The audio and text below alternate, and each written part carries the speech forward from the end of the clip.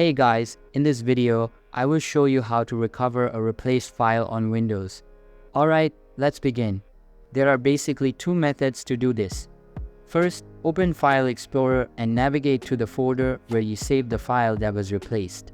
Step 2.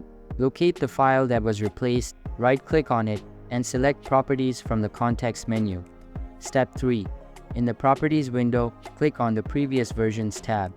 This will show you a list of previous versions of the file if available. Step 4. Select the version of the file you want to recover and then click on Restore to revert to that version. Step 5. You will be prompted to choose whether to replace the existing file or save the recovered file in a different location. Choose Replace the file in destination to overwrite the current version with the selected previous version. Now let's move to method 2.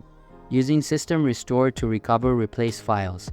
If you didn't find the file needed using the previous method, you can try using System Restore. Start by going to the search bar on your taskbar and typing in Create a Restore Point, then open the corresponding result. Under the System Protection tab, click on System Restore. Follow the on-screen instructions to restore your system to a previous state, which may help recover the replaced file. And that's it. So that's basically how you can recover a replaced file on Windows. And that's it for this video. If you find this helpful, consider subscribing and giving this a big thumbs up. Thanks.